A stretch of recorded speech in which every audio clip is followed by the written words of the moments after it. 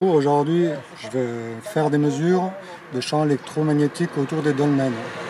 En fait, c'est une plaisanterie. Je vais me consacrer à faire des mesures à l'intérieur d'un véhicule contemporain.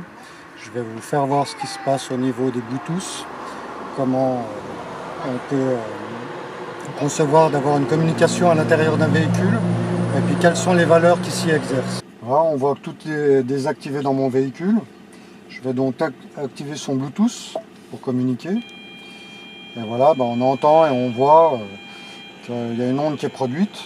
Et puis cette onde, elle ne va pas s'arrêter tant que je n'aurai pas activé ou désactivé ce dispositif.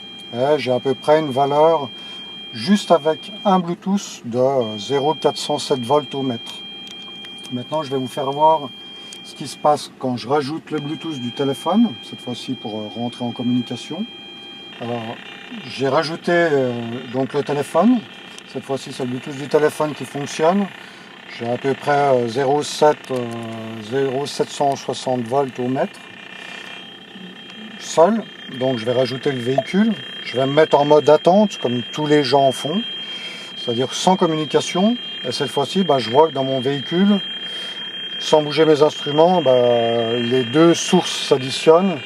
Et puis voilà, je vais à peu près avoir 1,50 V en mode attente. C'est-à-dire que là, j'ai pas envoyé de communication SMS. Je suis d'ailleurs en mode avion pour pas créer d'ondes. Et puis voilà, la dernière partie, je vais vous faire voir ce qui se passe en mode communication. Et puis vous allez vous rendre compte que cette fois-ci, on va encore augmenter dans le véhicule. Mais là, c'est déjà pas mal, hein, c'est déjà 1,5 V d'énergie qui sert à rien dans votre véhicule.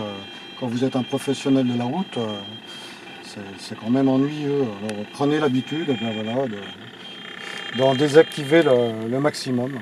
Vous allez avoir donc l'énergie produite par le téléphone quand vous roulez. Là, on voit que j'ai atteint un pic de 4 volts, je pense, au démarrage. Et là, ça va être fonction de votre téléphone et puis en fonction des antennes, si vous êtes proche. En fonction des réseaux que vous allez utiliser, si vous êtes en 2G, en 4G, voilà.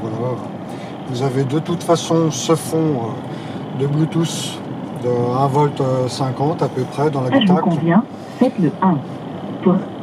Et puis en plus, voilà, vous allez avoir donc l'énergie produite par le téléphone quand vous roulez.